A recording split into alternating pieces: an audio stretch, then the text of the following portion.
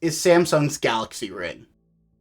And as someone who's been on the bigger side of the Android ecosystem, I figured I'd give it a try. Well, that and the fact that I got it for a good price. Today I'm going to go over my experience with the Galaxy Ring over the past year, what I like and don't like about it, as well as potentially talk about some other smart ring stuff. This is 1 year with the Galaxy Ring, from my perspective.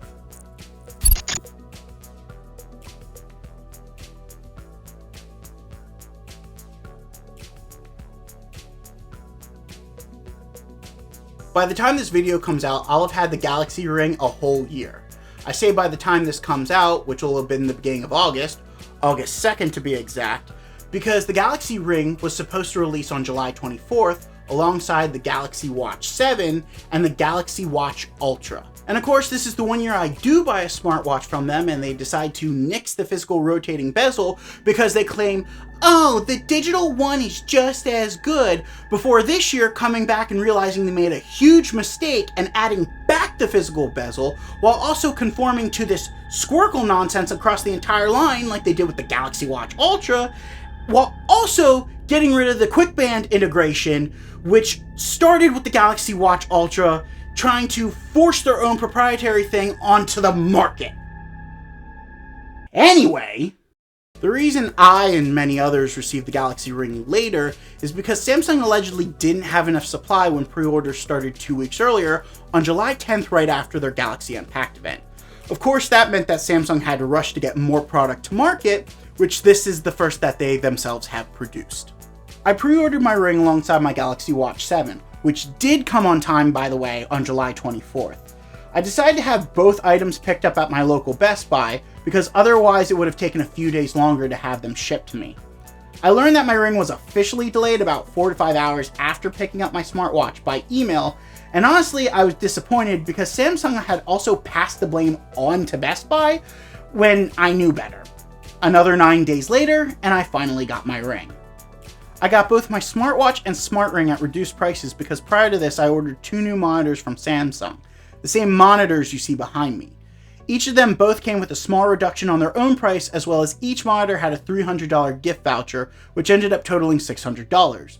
But they could only be used between then and the end of September 2024. So I ended up pre-ordering both products and only having to pay $72.38 while also getting an extra smartwatch band for free. But enough about that. Let's talk about the Samsung Galaxy Ring.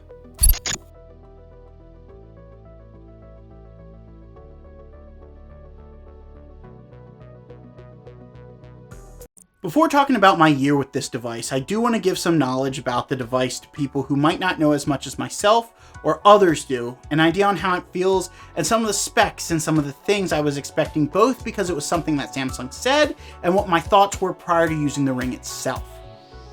The ring itself goes for $400 USD. It comes in 3 colors, black, which I have, gold, and silver.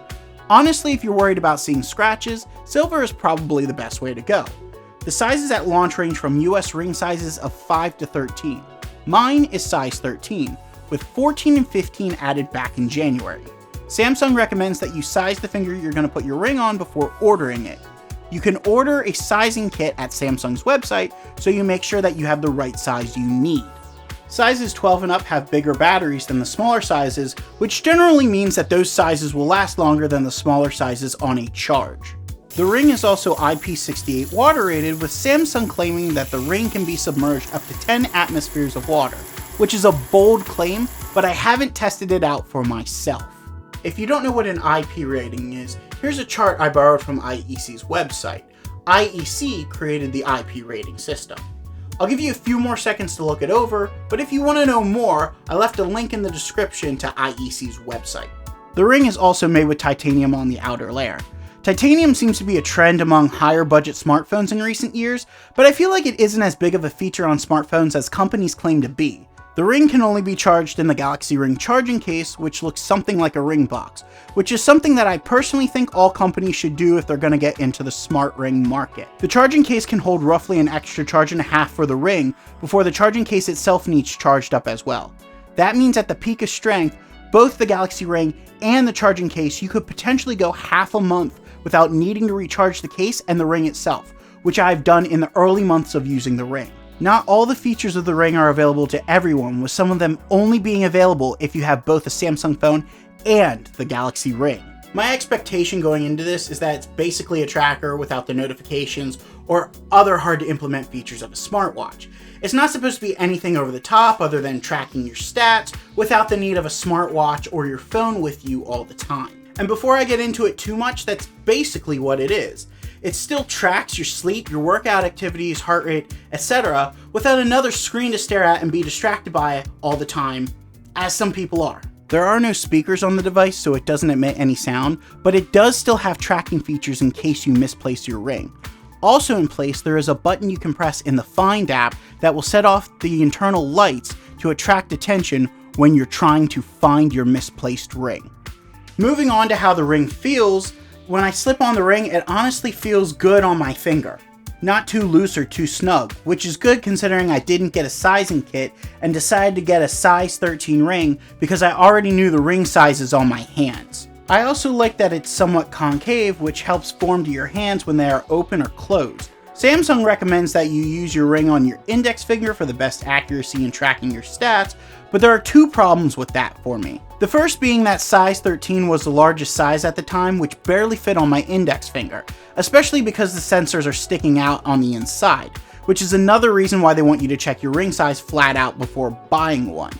But the second is that I didn't find it comfortable between how my index fingers are shaped. In all honesty, you should be fine putting the ring on any finger as long as it's comfortable to wear and not too loose on your finger. In the first few days, there wasn't much to say about the device. I got it set up fairly easy, got used to using it every day, and played around with the settings a lot to get myself acquainted with using the ring, especially when I wasn't using it in conjunction with my smartwatch. Reminders for health that I would get sent to my watch would instead go directly to my phone when I was only wearing my ring. That got pretty annoying when it was on my phone compared to my watch, so I would turn off some of those for my phone specifically, but they still go to my watch when I'm still wearing it. In those first days, I was using the ring on my right ring finger, but it was moving around a lot. Somewhat because it was loose, but not too loose where it wasn't getting accurate readings. You can see on the bottom of the ring there's this little speed bump, and that's supposed to line up with the inside of your hand to line up the sensors to get accurate readings. Eventually I played around with it on different fingers before finally settling on my right middle finger. It was nice using it when I didn't want to use my smartwatch all the time, but it was also nice to take the ring off when I wanted to do something like lifting weights and put my watch on instead to avoid the strain or discomfort of the ring. It also took me a few weeks to realize that I don't have to keep my watch on for sleep tracking, and instead I could use the Galaxy Ring like I do now. So I just got out of bed, and usually if you look at your ring and you don't get out of bed first thing in the morning, you will see something like this, where all three lights will be on, and that red light is usually, it means that it's tracking your sleep pattern. And if you're in bed like me and you're scrolling through your phone and checking stuff, or you just don't get out of bed right away, it will still continue to track that for probably another 20 to 30 minutes until it actually realizes you're awake. Usually by the time it realizes you're awake, if you have your notifications on for Samsung Health, it'll send the notifications to your phone, totaling up basically your score from yesterday, and then if you click on that, it'll be able to show you basically the breakdown of what your score out of 100 is and why you got that. I just took the ring off and put it back on, and I think it realized that I am actually awake now because I was fiddling with it while I was asleep. And there, my phone just went off. The thing I hate about if it's tracking you and you run out of battery on your ring, and this does this for your watch too, it will actually not transfer the workout or the sleep tracking to another device. So basically it will just lose whatever you just were being tracked for. And look, there is my energy score. So we're going to tap that. And basically it'll just give me an idea of everything from yesterday. And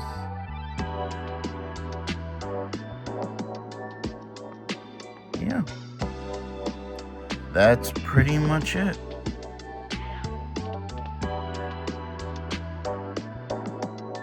A fair warning would be that if you don't want to get out of bed right away, the Ring will still track you for probably at least another 20 minutes, thinking you're still sleeping.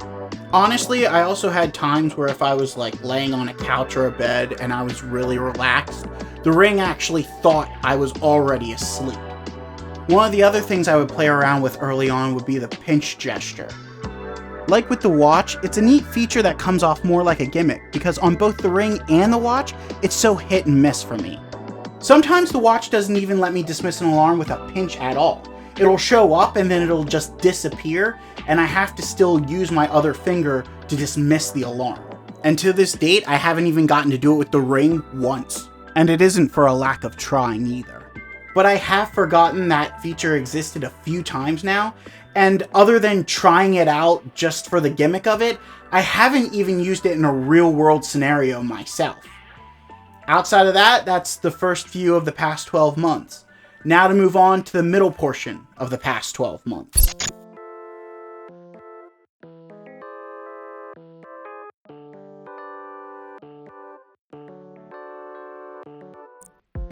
After a few months with the Ring, I was comfortably using it on my right middle finger every day.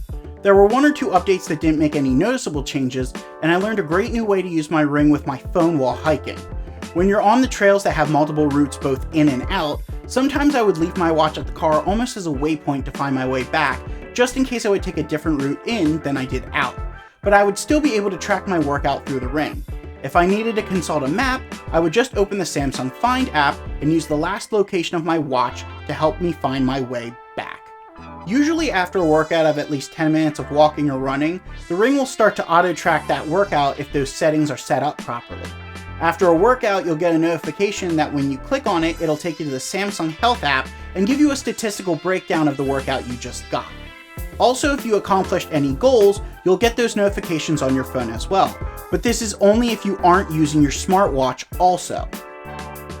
Samsung claims that if you wear both your watch and your Ring, you'll get a better battery life on your Ring. However, this isn't something I've noticed when using it in the past year. I feel like that's something that's up for debate.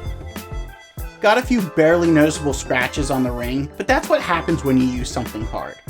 There really isn't a lot to say about the middle of the past year. The battery was acting a little funny a couple times. It wasn't giving me as much power as it was when it first launched, but it wasn't really anything to really be concerned about. But that's what leads us into the last few months where the biggest changes started to take place.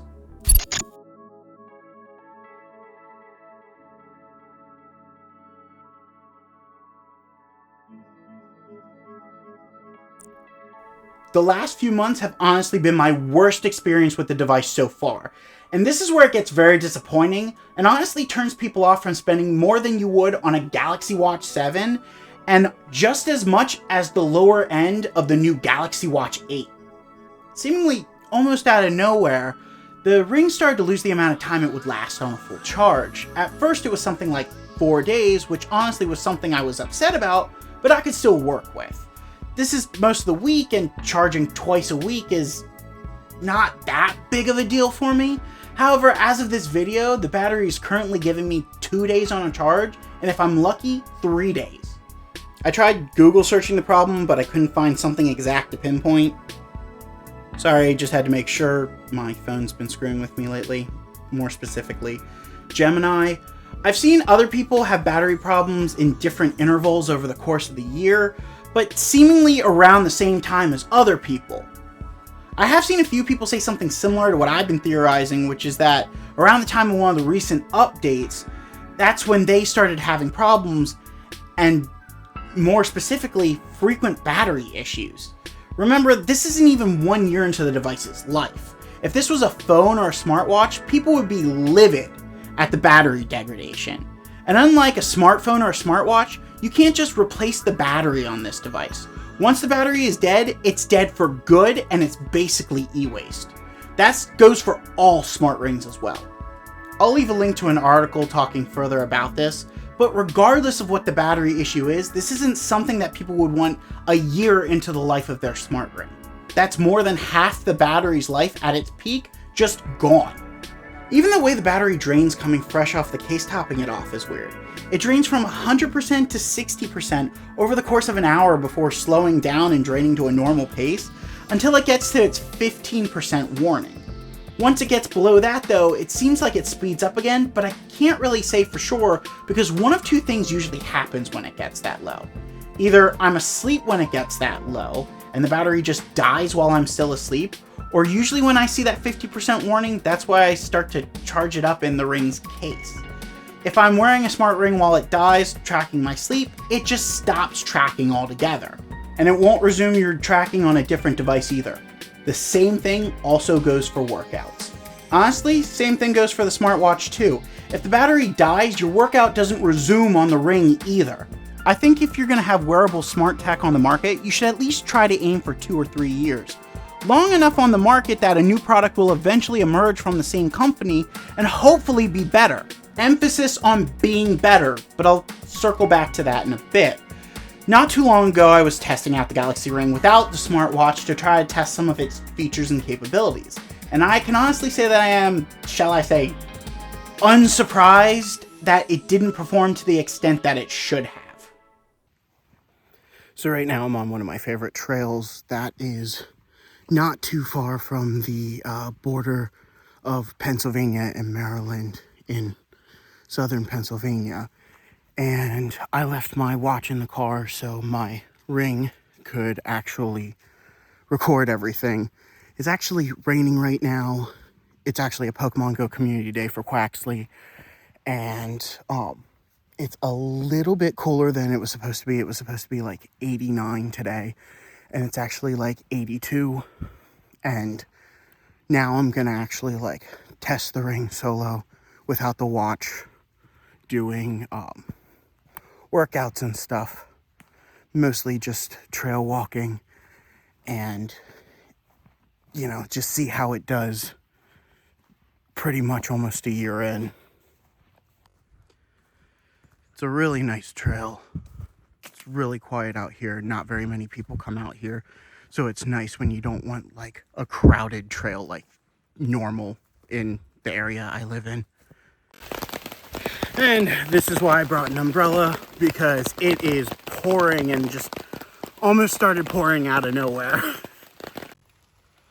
Say hello, turtle. Doesn't look like there's much going on with the turtle. All right. I just looked down and all of a sudden he's just standing there just staring at me. It took a break from raining and now it's just absolutely pouring. So I'm gonna head back to my car, even though I'm like half a mile from my car, and unfortunately call it, but I've been out here for at least an hour now, so that's at least something to work with. After doing a ton of hiking on one of my favorite trails, it didn't seem to track the workout at all. So I tried again, further up the road and a little bit closer to home. So once I got back to the car, the most annoying thing happened. I was supposed to have the notification pop up after that hour-and-a-half workout, and it didn't. And I think it's because before my workout, my auto workout, because it was automatically supposed to start, ended, my phone and my ring reconnected with my watch. So that might be the reason it didn't disconnect, or it didn't work. So on my way home, I stopped at another trail and I figured I'll try it again. Now I have my watch on airplane mode. so that it can't reconnect, and hopefully the auto workout will be detected while doing this. If not, that's not a good look a year in, that it's not auto detecting a workout while I'm doing the workout.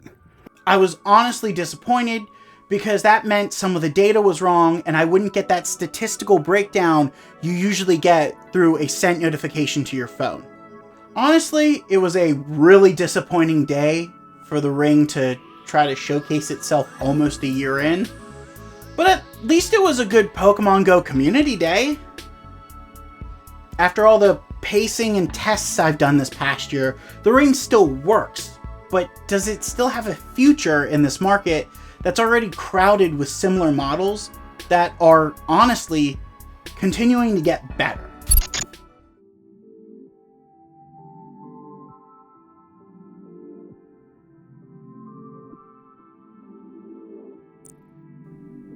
I do think Samsung has a future in this market with the Galaxy Ring, but they need to up their game a lot in order to stay viable in this market. This is their first dive into the smart ring market, and even though there's a lot of praise, there's even more to improve upon. I mean, sure, there is a section of the population who's going to go to the Galaxy Ring because Samsung stuff just works with Samsung stuff without any extra hardware or software in between. But other rings also work on Samsung phones, even if you have to make compromises or use other health tracking apps. Everything just works in the Apple ecosystem, but if you're an Android user, you can sync your health tracking across apps with Google Health Connect. So if you're in the market for a smart ring and you're in the Android ecosystem, remember that. I will say though, even if I do end up with a different ring, I probably will still use the Samsung Health app because I do like the way it's set up. Very clearly, two of the biggest things that Samsung needs to focus on in the future when it comes to their devices is the improvement of the accuracy in tracking and the battery life.